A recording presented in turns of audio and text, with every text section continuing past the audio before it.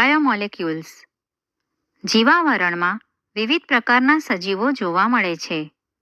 આપણા મગજમાં એ પ્રશ્ન ઉત્પન્ન થાય છે કે શું બધા સજીવો રાસાયણિક સંગઠનની દ્રષ્ટિએ એક જ સમાન પ્રકારના તત્વો કે રસાયણો ભેગા થઈને બનેલા હોય છે? તમે રસાયણ વિજ્ઞાનમાં અભ્યાસ કરી ચૂક્યા હશો કે તત્વોનું વિશ્લેષણ કેવી રીતે કરવામાં આવે છે. જો વનસ્પતિ, પેશી, પ્રાણી પેશી અથવા ઉપદ્રવી સૂક્ષ્મજીવોનું આવું પૃથ્થકરણ કરવામાં આવે તો સજીવ પેશી પ્રતિ એકમ માત્રામાં આપણને કાર્બન, હાઇડ્રોજન, ઓક્સિજન અને અન્ય તત્વોની સૂચિ અનુક્રમે પ્રાપ્ત થાય છે. જો ઉપરોક્ત પરીક્ષણ નિર્જીવ પદાર્થ જેવા કે ભૂપળના એક ટુકડાનું કરીએ તો પણ આપણને ઉપરોક્ત તત્વોની સૂચિ પ્રાપ્ત થાય છે. પરંતુ ઉપરોક્ત બંને સૂચિમાં શું અંતર છે? સુનિશ્ચિતતા પર તેઓમાં કોઈ અંતર જોવા મળતું નથી. બધા તત્વ જે ભૂપળના નમૂનાઓમાં જોવા મળે છે તે બધા જીવંત પેશીઓના નમૂનામાં પણ જોવા મળે છે. છતાં પણ સૂક્ષ્મ પરીક્ષણથી ખ્યાલ આવે છે કે કાર્બન અને હાઇડ્રોજનની માત્રા અન્ય તત્વોની સાપેક્ષે કોઈપણ સજીવમાં ભૂપળ કરતાં સામાન્યતઃ વધુ હોય છે. રાસાયણિક પદાર્થોનું પૃથ્થકરણ કેવી રીતે કરશો? How to analyse chemical composition. તે જ રીતે આપણે પૂછી શકીએ કે સજીવોમાં કાર્બનિક ઘટકો કેવા સ્વરૂપે જોવા મળે છે. ઉપરનો જવાબ મેળવવા કોઈપણ વ્યક્તિ શું કરશે? આનો ઉત્તર મેળવવા આપણે રાસાયણિક પૃથ્થકરણ કરવું પડશે. આપણે કોઈપણ જીવંત પેશી જેવી કે શાકભાજી અથવા યકૃતનો નાનો ટુકડો વગેરે લઈને ખલદસ્તા કે મિક્સચરની મદદથી ટ્રાયક્લોરોએસેટિક એસિડ Cl3CCOOH ની સાથે વાટવું. ત્યારબાદ આપણને એક ઘટ્ટ સ્લરી એટલે કે પેસ્ટ પ્રાપ્ત થાય છે. પછીથી તેને ચીઝ ક્લોથ કે રૂ વડે ગાળ્યા પછી આપણને બે નિષ્કર્ષણના ભાગ પ્રાપ્ત થાય છે. એક ભાગ જે એસિડમાં દ્રાવ્ય હોય તેને ગાળણ અથવા ટેકનિકલી રીતે એસિડ દ્રાવ્ય ભાગ એવું કહે છે અને બીજો ભાગ એસિડમાં અદ્રાવ્ય હોય છે જેને અવશેષ અથવા એસિડ અદ્રાવ્ય ભાગ કહે છે. વૈજ્ઞાનિકોએ એસિડ દ્રાવ્ય ભાગમાં હજારો કાર્બનિક પદાર્થો મેળવ્યા છે. તમે આગળના ધોરણમાં અભ્યાસ કરશો કે જીવંત પેશીઓના નમૂનાઓનું પૃથ્થકરણ અને તેમાં જોવા મળતા ચોક્કસ કાર્બનિક દ્રવ્યોની ઓળખાણ કેવી રીતે કરી શકાય.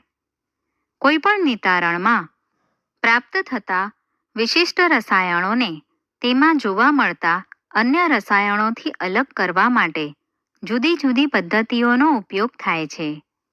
જ્યાં સુધી તે અલગ નથી થઈ જતા, બીજા શબ્દોમાં એક અલગ અને એક શુદ્ધ સંયોજન હોય છે. વિશ્લેષણાત્મક પદ્ધતિનો ઉપયોગ કરી કોઈપણ સંયોજનોના આણ્વીય સૂત્ર અને સંભવિત રચના માટેની જાણકારી પ્રાપ્ત કરી શકાય છે. જીવંત પેશીઓમાં જોવા મળતા બધા કાર્બનિક રસાયણોને જૈવ અણુ કહી શકાય છે. પરંતુ સજીવોમાં અકાર્બનિક તત્વ કે રસાયણો પણ જોવા મળે છે. આપણે તે કેવી રીતે જાણી શકીએ? એક થોડો અલગ પરંતુ ખંડનાત્મક પ્રયોગ કરવો પડશે. જીવંત પેશીઓ, પર્ણ કે યકૃત તેને ભીનું વજન કરો ની થોડી માત્રાનું વજન કરો અને તેને સૂકવી દો. બધા પાણીનું બાષ્પીભવન થઈ જશે. બાકી રહેલ દ્રવ્યથી શુષ્ક વજન પ્રાપ્ત થાય છે. હવે જો પેશીઓને સંપૂર્ણપણે દહન કરવામાં આવે તો બધા જ કાર્બનિક પદાર્થોનું ઓક્સિડેશન થઈ વાયુરૂપ CO2 એટલે કે પાણીની વરાળ દૂર થશે. વધેલા પદાર્થને રાખ કહેવામાં આવે છે, જેમાં અકાર્બનિક તત્વ જેવા કે કેલ્શિયમ, મેગ્નેશિયમ વગેરે જોવા મળે છે. અકાર્બનિક રસાયણો જેવા કે સલ્ફેટ, ફોસ્ફેટ વગેરે એસિડ દ્રાવ્ય ભાગમાં જોવા મળે છે. આ કારણે તત્વીય પૃથ્થકરણથી કોઈપણ જીવંત પેશીઓના તત્વીય સંયોજનો હાઇડ્રોજન, ઓક્સિજન, ક્લોરીન, કાર્બન વગેરેની જાણકારી પ્રાપ્ત થાય છે.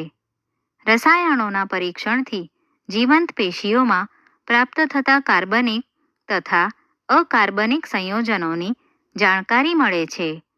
રસાયણ વિજ્ઞાનના દૃષ્ટિકોણથી ક્રિયાશીલ સમૂહ જેવા કે આલ્ડિહાઇડ, કીટોન, એરોમેટિક સંયોજનો વગેરેની ઓળખાણ મેળવી શકાય છે.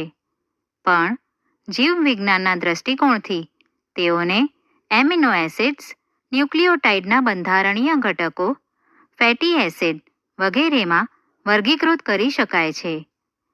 એમિનો એસિડ કાર્બનિક રસાયણ હોય છે, જેમાં એક જ કાર્બન, આલ્ફા કાર્બન પર એક એમિનો સમૂહ અને એક એસિડિક સમૂહ આવેલા હોય છે, એટલે કે તે આલ્ફા કાર્બન છે. આથી તેને આલ્ફા એમિનો એસિડ કહે છે. તે પ્રસ્થાપિત મિથેન છે. તેમાં 4 પ્રતિસ્થાયી સમૂહ 4 સંયોજકતા સ્થાને જોડાયેલા હોય છે. આ સમૂહ હાઇડ્રોજન, કાર્બોક્સિલ સમૂહ, એમિનો સમૂહ તથા વિવિધ સમૂહ જેને આર સમૂહથી ઓળખવામાં આવે છે. આર સમૂહની પ્રકૃતિના આધારે એમિનો એસિડ ઘણા છે. પ્રોટીનમાં 20 પ્રકારના એમિનો એસિડ આવેલા હોય છે. પ્રોટીનના એમિનો એસિડમાં આર સમૂહ hydrogen, amino acid glycine, methyl સમૂહ એલેનિન, હાઇડ્રોક્સિલ મિથાઇલ સમૂહ સેરિન વગેરે હોઈ શકે છે. 20 એમિનો એસિડમાંથી 3 એમિનો એસિડને આકૃતિમાં દર્શાવવામાં આવેલ છે. સજીવ અને નિર્જીવમાં જોવા મળતા તત્વોની તુલના. તત્વ પર્સન્ટેજ વજન. ભૂપળ માનવ શરીર. Hydrogen H 0.14 0.5, carbon C 0.03 18.5, oxygen O 46.6 65.0, nitrogen N ખૂબ જ અલ્પ 3.3, sulphur S 0.03 0.3, sodium Na 2.8 0.2, calcium Ca 3.6 1.5, magnesium Mg 2.1 0.1, silicon Si 27.7 અવગણ્ય.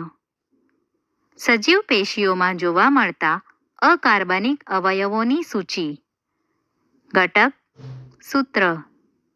Sodium Na+, potassium K+, calcium Ca2+, magnesium Mg2+, પાણી H2O, સંયોજનો NaCl, CaCO3, PO4-3, SO4-2, amino, carboxyl તથા R ક્રિયાશીલ સમૂહની આવશ્યકતા amino એસિડના ભૌતિક અને રાસાયણિક ગુણધર્મો માટે જરૂરી છે. એમિનો તથા કાર્બોક્સિલ સમૂહોની સંખ્યાના આધારે એસિડિક, ઉદાહરણ તરીકે ગ્લુટામિક એસિડ, બેઝિક, ઉદાહરણ તરીકે લાઇસિન તથા તટસ્થ, ઉદાહરણ તરીકે વેલાઇન, તેવી જ રીતે એરોમેટિક એમિનો એસિડ્સ ટાયરોસિન, ફિનાઇલ એલેનિન, ટ્રિપ્ટોફેન હોય છે. એમિનો એસિડનો એક વિશેષ ગુણ એ છે કે તે એમિનો NH2 તથા કાર્બોક્સિલ COOH સમૂહ આયનીકરણ પ્રકૃતિના હોય છે. તેથી જુદી જુદી pH વાળા દ્રાવણમાં એમિનો એસિડની રચના બદલાતી રહે છે. સામાન્ય રીતે લિપિડ પાણીમાં અદ્રાવ્ય હોય છે.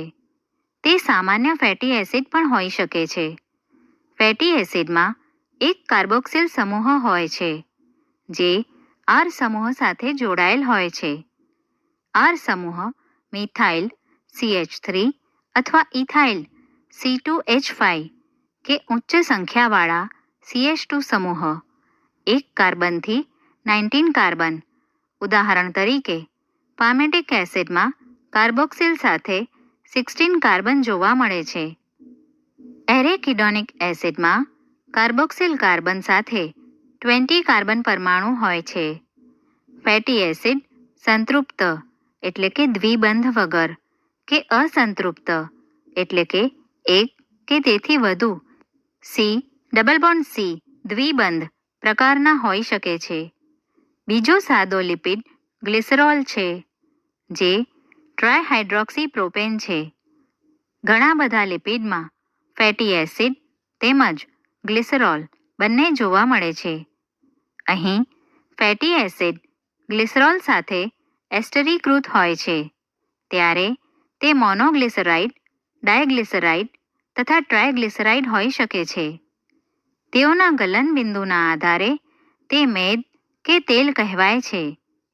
તેલનું ગલનબિંદુ અપેક્ષા કરતાં નીચું હોય છે, જિંજેલી તેલ, અને તેથી શિયાળામાં પણ તે તેલ સ્વરૂપે હોય છે. શું તમે બજારમાં મળતા ફેટની ઓળખાણ કરી શકો છો? કેટલાક લિપિડમાં ફોસ્ફરસ અને ફોસ્ફરીકૃત કાર્બનિક સંયોજનો જોવા મળે છે. આ ફોસ્ફોલિપિડ છે જે કોષરસ પટલમાં જોવા મળે છે. લેસિથિન એનું દ્રષ્ટાંત છે. કેટલીક પેશીઓમાં વિશિષ્ટ સ્વરૂપે ચેતાપેશીમાં વધારે જટિલ સંરચનાવાળા લિપિડ જોવા મળે છે. જીવંત સજીવોમાં ઘણા બધા કાર્બનિક સંયોજનો વિષમ ચક્રીય રિંગ સ્વરૂપે પણ હોય છે. તેમાંથી કેટલાક nitrogen basis adenine, guanine, cytosine, uracil અને થાઇમિન છે. જ્યારે તે શર્કરા સાથે જોડાય છે ત્યારે તેને ન્યુક્લિયોસાઇડ કહે છે અને જો તેમાં ફોસ્ફેટ સમૂહ પણ શર્કરા સાથે એસ્ટર બંધથી જોડાય તો તેને ન્યુક્લિયોટાઇડ કહે છે. એડિનોસાઇન, ગ્વાનોસિન, થાઇમિડિન, યુરિડિન અને સાઇટિડિન ન્યુક્લિયોસાઇડ છે. Adenylic acid, thymidylic acid, guanylic acid, uridylic acid, cytidylic acid nucleotides છે. DNA અને RNA જેવા ન્યુક્લિક એસિડ માત્ર ન્યુક્લિયોટાઇડ ધરાવે છે. ન્યુક્લિક એસિડ જેવા કે DNA અને RNA આનુવાંશિક દ્રવ્ય તરીકે કામ કરે છે. Primary and secondary metabolites. જીવંત સજીવોના અસંખ્ય નાના મોટા સંયોજનોનું અલગીકરણ તે રસાયણ વિજ્ઞાનનો કુતૂહલ પ્રેરક દ્રષ્ટિકોણ છે. સજીવોની સંરચના નિર્ધારિત કરવામાં આવે છે અને શક્ય હોય તો તેને સંશ્લેષિત પણ કરવામાં આવે છે. જો કોઈને જૈવ અણુઓની એક યાદી બનાવવી હોય તો તેમાં હજારો કાર્બનિક રસાયણો જેવા કે એમિનો એસિડ, શર્કરા વગેરેનો સમાવેશ કરી શકાય. આપણે આવા જૈવ અણુઓને ચયાપચયકો કહીએ છીએ. પ્રાણી પેશીઓમાં આવેલા આ બધા જ સંયોજનોની કક્ષાઓને દર્શાવેલ છે. તેને પ્રાથમિક ચયાપચયકો કહેવાય છે. જ્યારે કોઈ વનસ્પતિ, ફૂગ કે સૂક્ષ્મજીવોનો કોષ વગેરેનું વિશ્લેષણ કરીએ તો તેમાં આ પ્રાથમિક ચયાપચયકો સિવાયના હજારો રસાયણો જેવા કે આલ્કલોઇડ, ફ્લેવેનોઇડ્સ, રબર, આવશ્યક તેલ, પ્રતિજૈવિક દ્રવ્ય, રંગીન રંજક દ્રવ્ય, પરફ્યુમ, ગુંદર, મસાલા જોવા મળે છે.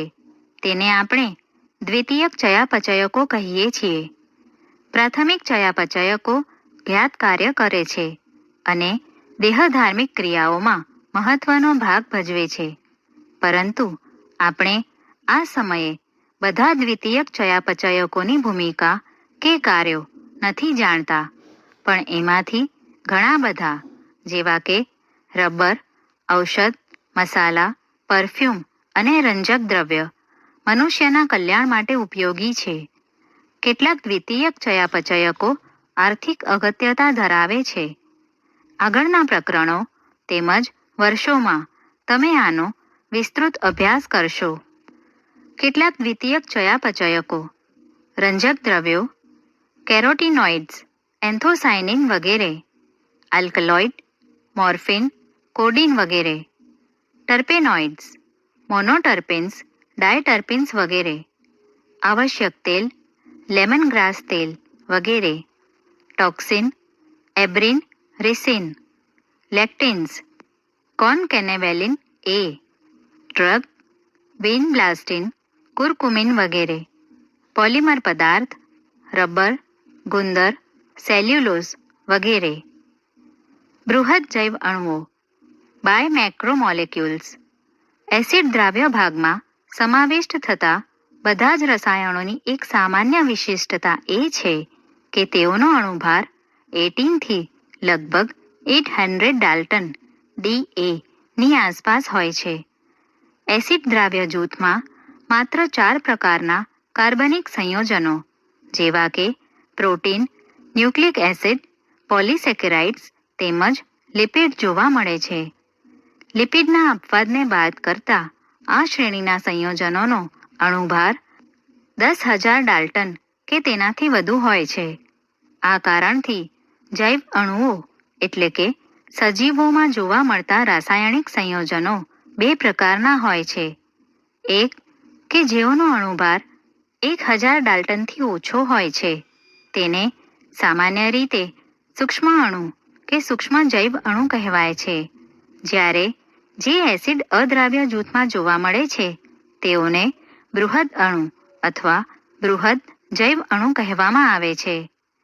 લિપિડના અપવાદ સાથે અદ્રાવ્ય જૂથમાં જોવા મળતા અણુઓ પોલિમર પદાર્થો છે. તો શા માટે લિપિડ કે જેનો અણુભાર 800 DA પણ નથી તો પણ એસિડ અદ્રાવ્ય જૂથમાં અર્થાત બૃહદ એટલે કે ઋણ અણુઓ તરીકે સમાવેશ થાય છે? વાસ્તવમાં લિપિડ્સ ઓછો અણુભાર ધરાવતા સંયોજનો હોય છે. તે એ જ સ્વરૂપમાં જોવા મળતા નથી, પરંતુ કોષરસ પટલ અને બીજા પટલોમાં તે જોવા મળે છે. જ્યારે આપણે પેશીઓને વાટીએ છીએ ત્યારે કોષીય સંરચના વિઘટન પામે છે. કોષરસ પટલ અને અન્ય બીજા પટલોના ટુકડા થઈ જાય છે તથા પુટિકા બને છે જે પાણીમાં અદ્રાવ્ય હોય છે. આ કારણસર આ પટલો પુટિકા સ્વરૂપે એસિડ અદ્રાવ્ય જૂથમાં અલગ થઈ જાય છે, જે બૃહદ આણ્વીય અંશનો ભાગ હોય છે. સાચા અર્થમાં લિપિડ બૃહદ અણુ નથી. એસિડ દ્રાવ્ય જૂથ લગભગ કોષરસીય દ્રવ્ય સંગઠનનું પ્રતિનિધિત્વ કરે છે. કોષરસીય દ્રવ્ય અને અંગિકાઓના બૃહદ અણુ એસિડ અદ્રાવ્ય જૂથ હોય છે. આ બંને એકબીજા સાથે મળીને જીવંત પેશી અથવા સજીવોનું રાસાયણિક સંગઠન બનાવે છે. સંક્ષિપ્તમાં જોતા જો જીવંત પેશીઓમાં પ્રાપ્ત થતા રાસાયણિક સંગઠનને વિપુલ માત્રાની દ્રષ્ટિએ શ્રેણીબદ્ધ કરવામાં આવે તો આપણને જોવા મળે કે સજીવોમાં પાણી સૌથી વધારે માત્રામાં પ્રાપ્ત થતું રસાયણ છે. કોષોનું સરેરાશ બંધારણ. ઘટક: કુલ કોષીય ભારના પ્રતિશત પ્રમાણ. પાણી 70 to 90, proteins 10 to 15, કાર્બોદિત 3, lipids 2, nucleic acid 5 to 7, આયનો 1. કેટલાક પ્રોટીન્સ અને તેના કાર્યો. પ્રોટીન કાર્યો: કોલેજન આંતરકોષીય આધારક પદાર્થ, ટ્રિપ્સિન ઉત્સેચક, ઇન્સ્યુલિન અંતઃસ્ત્રાવ, એન્ટીબોડી રોગકારકો સામે લડત, રિસેપ્ટર એટલે કે ગ્રાહી, સંવેદનાગ્રાહી, ઘ્રાણ, સ્વાદ, અંતઃસ્ત્રાવ વગેરે. ગ્લુટ4 ગ્લુકોઝનું કોષોમાં વહન. પ્રોટીન્સ પ્રોટીન એ પોલીપેપ્ટાઇડ્સ હોય છે. તે એમિનો એસિડની રેખીય શૃંખલાઓ છે જે પેપ્ટાઇડ બંધ વડે જોડાયેલ હોય છે. પ્રત્યેક પ્રોટીન એમિનો એસિડનો પોલિમર છે. એમિનો એસિડ 20 પ્રકારના જેવા કે ઉદાહરણ alanine, cysteine, Proline, tryptophan, lysine વગેરે હોય છે. પ્રોટીન સમપોલિમર નહીં પરંતુ વિષમ પોલિમર હોય છે.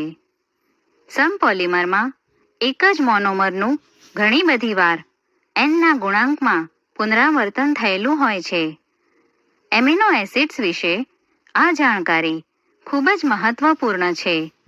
જેમ કે પછીથી પોષણના પ્રકરણમાં તમે અભ્યાસ કરશો કે કેટલાક એમિનો એસિડ્સ સ્વાસ્થ્ય માટે આવશ્યક હોય છે જેની પૂર્તતા ખોરાક દ્વારા થાય છે. આ રીતે આહારી પ્રોટીન આ આવશ્યક એમિનો એસિડ્સ માટેનો મુખ્ય સ્ત્રોત છે. આ પ્રકારે એમિનો એસિડ આવશ્યક કે બિનઆવશ્યક હોઈ શકે છે. બિનઆવશ્યક એ હોય છે કે જે આપણા શરીરમાં બને છે, જ્યારે આપણે આવશ્યક એમિનો એસિડ્સની પૂર્તતા આપણા ખાદ્ય પદાર્થોથી કરીએ છીએ. સજીવોમાં પ્રોટીન ઘણા બધા કાર્યો કરે છે, જેવા કે કોષ રસપટલમાંથી પોષક દ્રવ્યોની અવરજવર કરાવવી, કેટલાક સંક્રમિત સૂક્ષ્મજીવોથી રક્ષણ આપે છે, કેટલાક અંતઃસ્ત્રાવ સ્વરૂપે હોય છે અને કેટલાક ઉત્સેચક સ્વરૂપે હોય છે. પ્રાણી સૃષ્ટિમાં કોલેજન એ મુખ્ય પ્રભાવી પ્રોટીન છે અને સમગ્ર જીવાવરણમાં ribulose biphosphate કાર્બોક્સાઇલેઝ ઓક્સિજિનેઝ RUBISCO that is રૂબિસ્કો એ મુખ્ય પ્રભાવી પ્રોટીન છે. દ્રાવ્ય જૂથમાં બૃહદ અણુઓની જેમ પોલિસેકેરાઇડ્સ એટલે કે કાર્બોદિત પણ અન્ય જૂથ સ્વરૂપે જોવા મળે છે. આ પોલિસેકેરાઇડ્સ શર્કરાની લાંબી શૃંખલા હોય છે. તેઓ પાયાના ઘટક તરીકે આવેલા વિવિધ મોનોસેકેરાઇડ્સ ધરાવતી રેસામય રચના કપાસના રેસા છે.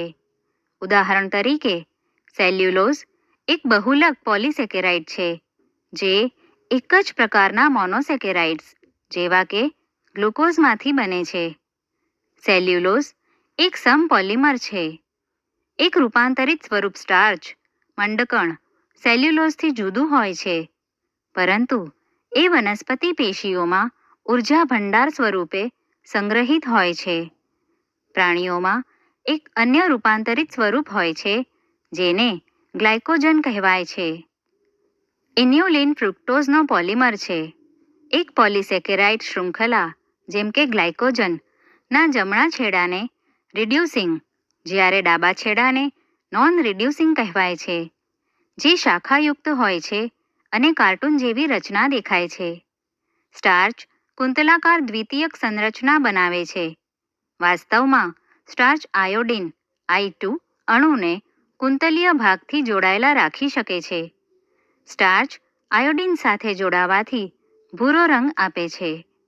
સેલ્યુલોઝમાં ઉપરોક્ત જટિલ કુંતલો જોવા મળતા નથી, જેના કારણે તે આયોડિન સાથે જોડાઈ શકતો નથી. વનસ્પતિ કોષ દિવાલ સેલ્યુલોઝની બનેલ હોય છે. વનસ્પતિની લુગદીથી બનેલ કાગળ તેમજ રૂના રેશા સેલ્યુલોઝ છે. કુદરતમાં ઘણા બધા જટિલ પોલિસેકેરાઇડ્સ જોવા મળે છે. તે અમીનો શર્કરા તેમજ રાસાયણિક સ્વરૂપથી પરિવર્તિત શર્કરા જેવી કે ગ્લુકોઝ એમાઇન, N-એસિટાઇલ ગેલેક્ટોઝ એમાઇન વગેરેથી જોડાઈને બને છે. સંધિપાતીઓના બાહ્ય કંકાલ જટિલ પોલિસેકેરાઇડ કાઇટિનના બનેલા હોય છે. આ જટિલ પોલિસેકેરાઇડ્સ મુખ્યત્વે વિષમ પોલિમર હોય છે. ન્યુક્લિક એસિડ કોઈપણ જીવંત પેશીના એસિડ અદ્રાવ્ય ભાગમાં જોવા મળતો અન્ય પ્રકારનો બૃહદ અણુ ન્યુક્લિક એસિડ છે. આ પોલીન્યુક્લિયોટાઇડ છે જે પોલિસેકેરાઇડ્સ અને પોલીપેપ્ટાઇડ્સ સાથે જોડાઈને કોઈપણ જીવંત પેશી કે કોષના વાસ્તવિક બૃહદ અણુનો ભાગ બનાવે છે. ન્યુક્લિક એસિડ ન્યુક્લિયોટાઇડના જોડાવાથી બને છે. એક ન્યુક્લિયોટાઇડ 3 ભિન્ન પ્રકારના રાસાયણિક ઘટકોના જોડાવાથી બને છે, જેમાં પ્રથમ ઘટક વિષમ ચક્રીય સંયોજન, બીજો ઘટક મોનોસેકેરાઇડ અને ત્રીજો ઘટક ફોસ્ફોરિક એસિડ અથવા ફોસ્ફેટ હોય છે. ન્યુક્લિક એસિડમાં આવેલ વિષમ ચક્રીય સંયોજન નાઇટ્રોજન બેઝ જેવા કે એડેનિન, ગ્વાનિન, યુરેસિલ, સાઇટોસિન તેમજ થાઇમિન હોય છે. એડેનિન અને ગ્વાનિન વિસ્થાપિત પ્યુરિન છે, જ્યારે બાકીના પ્રતિસ્થાપિત પિરિમિડિન છે. વિષમ ચક્રીય રિંગને પ્યુરિન અને પિરિમિડિન કહે છે. પોલીન્યુક્લિયોટાઇડ્સમાં જોવા મળતી શર્કરા રિબોઝ, મોનોસેકેરાઇઝ્ડ પેન્ટોઝ અથવા 2-ડીઓક્સીરિબોઝ હોય છે, જે ન્યુક્લિક એસિડમાં ડીઓક્સીરિબોઝ જોવા મળે છે. તેને ડીઓક્સીરિબો ન્યુક્લિક એસિડ (DNA), જ્યારે જેમાં રિબોઝ જોવા મળે છે તેને રિબોન્યુક્લિક એસિડ (RNA) કહેવાય છે. પ્રોટીનની સંરચના સ્ટ્રક્ચર ઓફ પ્રોટીન્સ. જેમ કે આગળ બતાવ્યા મુજબ પ્રોટીન વિષમ પોલિમર હોય છે, જે એમિનો એસિડની શૃંખલાઓથી બનેલ હોય છે. અણુઓની સંરચનાનો અર્થ જુદા જુદા સંદર્ભમાં જુદો જુદો હોય છે. અકાર્બનિક રસાયણશાસ્ત્રમાં સંરચનાનો સંબંધ આણ્વિક સૂત્ર સાથે હોય છે, જેમ કે NaCl, MgCl2 વગેરે. કાર્બનિક રસાયણો અણુઓની દ્વિપારિમાણિક સંરચના જેમ કે બેન્ઝીન, નેપ્થેલિન વગેરે ને હંમેશા રજૂ કરે છે. ભૌતિક વૈજ્ઞાનિક આણ્વિક સંરચનાને ત્રિપારિમાણિક દ્રશ્યને જ્યારે જીવવિજ્ઞાનિક પ્રોટીનની સંરચના 4 સ્તરીય વ્યક્ત કરે છે. એમિનો એસિડનો ક્રમ એટલે કે પ્રોટીનમાં તેના સ્થાન વિશેની માહિતી, કયો પ્રથમ એમિનો એસિડ છે, કયો દ્વિતીય એમિનો એસિડ છે વગેરે તે પ્રોટીનની પ્રાથમિક રચના કહે છે. કલ્પના કરો કે પ્રોટીન એક રેખા સ્વરૂપે છે, તો તેના ડાબા છેડા પર પ્રથમ એમિનો એસિડ અને જમણા છેડા પર અંતિમ એમિનો એસિડ જોવા મળે છે. પ્રથમ એમિનો એસિડના છેડાને N-ટર્મિનલ એમિનો એસિડ, જ્યારે અંતિમ એમિનો એસિડના છેડાને C-ટર્મિનલ એમિનો એસિડ કહે છે. પ્રોટીન તંતુ ફેલાયેલ દ્રઢદંડ જેવી રચના નથી હોતી, પરંતુ તેનો તંતુ કુંતલની જેમ વળેલો હોય છે, ફરતી રહેતી નિસરણીની માફક.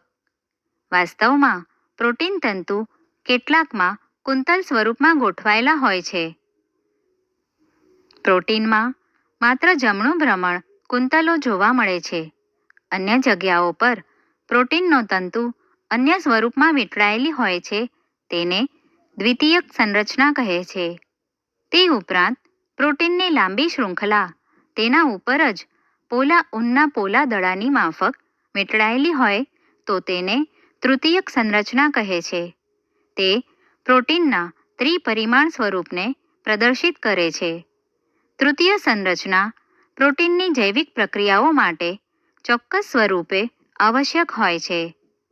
કેટલાક પ્રોટીન એક કે તેથી વધુ પોલીપેપ્ટાઇડ્સ કે તેમના પેટા એકમોનો સમૂહ હોય છે. જે પ્રકારે પ્રત્યેક પોલીપેપ્ટાઇડ્સ કે પેટા એકમો એકબીજાની સાપેક્ષ ગોઠવાયેલ હોય છે. ઉદાહરણ તરીકે ગોળાની બનેલ સીધી રેખા, ગોળ દડાઓ એકબીજા પર ગોઠવાઈને સમઘન કે પટ્ટિકા જેવી સંરચના વગેરે. તે પ્રોટીનના સ્થાપત્યને પ્રદર્શિત કરે છે, જેને પ્રોટીનની ચતુર્થક સંરચના કહે છે. પુખ્ત મનુષ્યમાં હિમોગ્લોબિન 4 પેટા ખંડોનો બનેલ હોય છે. તેમાંથી 2 એકબીજાને સમાન હોય છે. આથી 2 પેટા એકમ આલ્ફા અને 2 પેટા એકમ બીટા પ્રકારના હોય છે, જે એકબીજા સાથે જોડાઈને મનુષ્યનું હિમોગ્લોબિન HB બનાવે છે.